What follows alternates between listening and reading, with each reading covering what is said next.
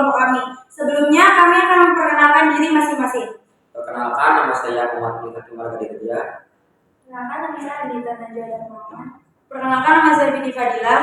Perkenalkan, nama saya Bayu Rahmatullah. Perkenalkan, nama saya Adi Kurniawan. Perkenalkan, nama saya Herianti Limamutari. Perkenalkan, nama saya Sahira. Kami akan mempresentasikan hasil diskusi kami tentang perencanaan dan analisis sistem.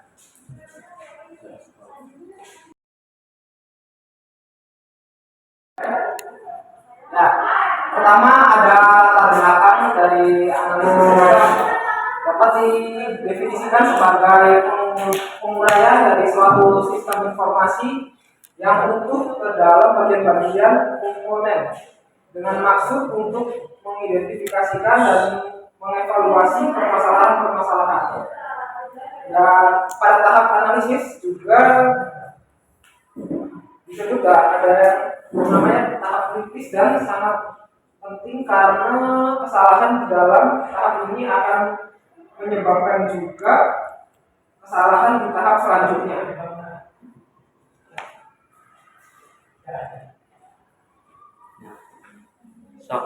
Rumusan masalah mengidentifikasi masalah merupakan langkah-langkah pertama yang dilakukan dalam tahap analisis sistem.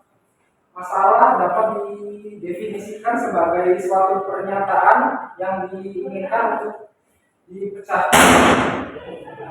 Pada tahap analisis sistem, langkah pertama yang harus dilakukan oleh analisis adalah pertama mengidentifikasi dan mengenal apa itu perencanaan dalam analisis sistem. Kedua, ada komponen apa saja yang ada pada perencanaan dan analisis sistem. Yang ketiga, ada apa saja kelebihan dan kekurangan dalam perencanaan dan analisis sistem.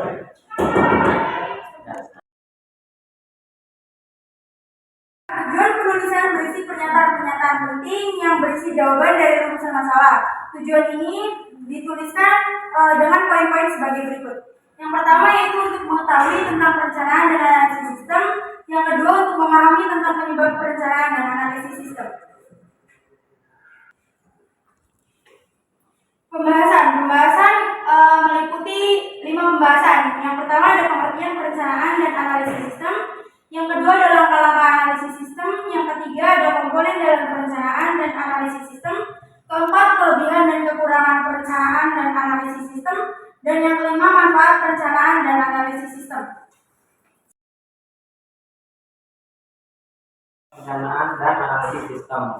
Nah, analisis sistem atau sistem analis dapat didefinisikan sebagai berikut: penguraian dari suatu sistem informasi yang utuh ke dalam bagian-bagian komponennya dengan dimaksud untuk mengidentifikasi dan mengevaluasi permasalahan-permasalahan, kesempatan-kesempatan, hambatan-hambatan yang terjadi, dan kebutuhan-kebutuhan yang diharapkan sehingga dapat diusulkan perbaikan-perbaikannya. Atau secara lebih mudahnya, analisis sistem adalah penelitian atas sistem yang telah ada dengan tujuan untuk merancang sistem yang baru atau diperbarui.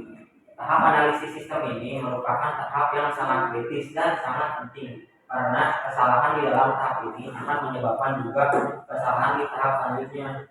Tugas utama analisis sistem dalam tahap ini adalah menemukan kelemahan dari sistem yang berjalan sehingga dapat diusulkan perbaikannya. Nah, perencanaan sistem terdiri dari perencanaan jangka pendek, yaitu jangka waktu dari 1 tahun sampai dengan 2 tahun. Lalu ada perencanaan jangka panjang, yaitu jangka waktu sampai maksimal 5 tahun.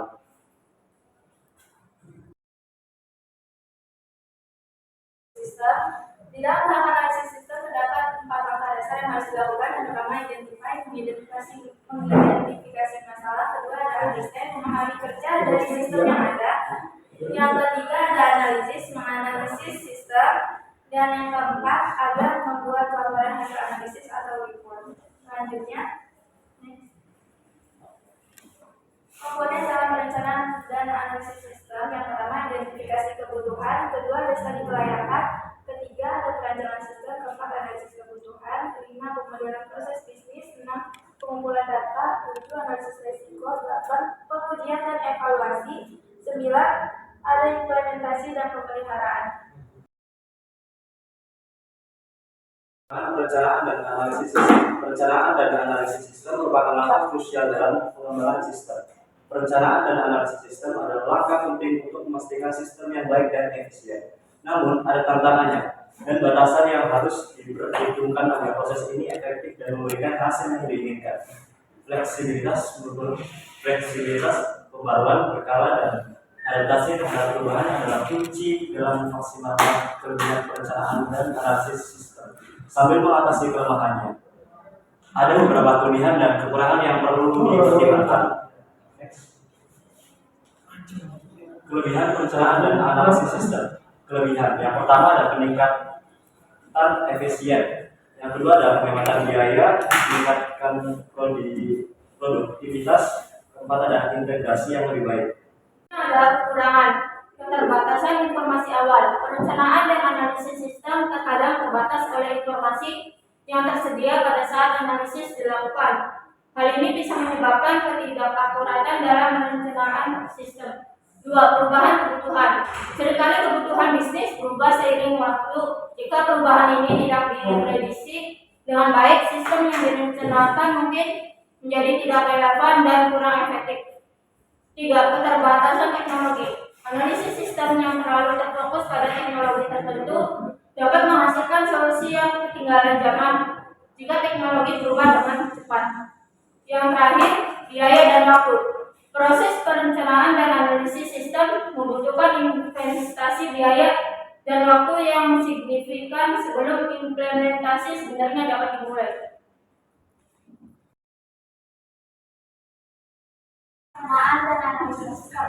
Perencanaan dan analisis sistem membawa berbagai manfaat penting bagi organisasi dan proyek pengembangan sistem, seperti proses perencanaan dan analisis membantu dalam mengidentifikasikan kebutuhan yang tepat dari sistem yang akan dikembangkan. Ini memastikan bahwa solusi yang diimplementasikan akan sesuai dengan tujuan dan kebutuhan bisnis atau organisasi. Juga meningkatkan pengambilan keputusan karena sistem yang terstruktur dengan baik dapat menyediakan data yang diperlukan untuk pengambilan keputusan yang lebih baik dan lebih terinformasi. Analisis yang tepat dari data memberikan wawasan penting bagi manajemen.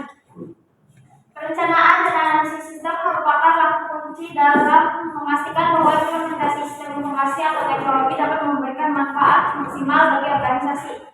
Dengan pendekatan yang terstruktur, metodologi yang tepat, proyek ini dapat menghasilkan solusi yang efektif dan terstruktur.